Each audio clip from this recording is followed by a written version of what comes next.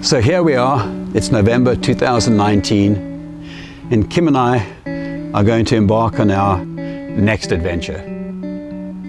We love traveling together, and we've had some pretty amazing travels. We've traveled around Southern Africa.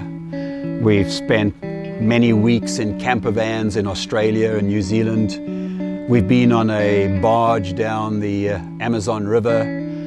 We sailed in a catamaran in the Balearic Islands.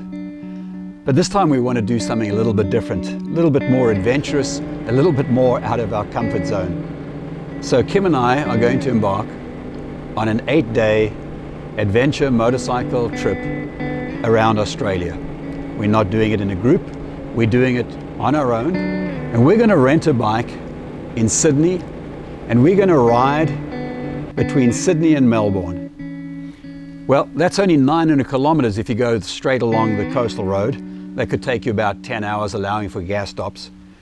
But we're actually going to take that road and go nowhere near it. We're going to go up the mountains every day into the farmlands.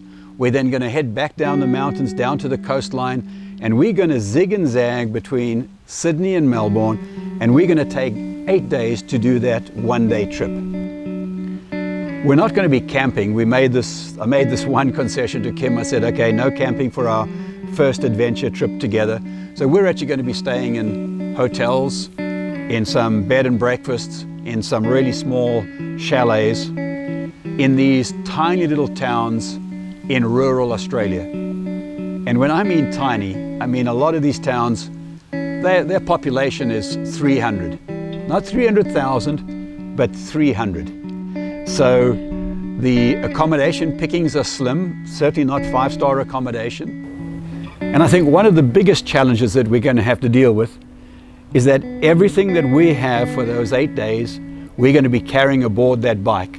There's no support vehicle, there's no stopping and buying stuff when we need it.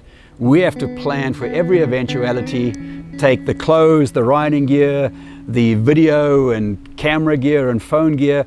Everything's got to be on that bike. So we've got a few days ahead of us of severe planning to see if we can actually pull this off. So stay tuned for the next episode in our Aussie adventure.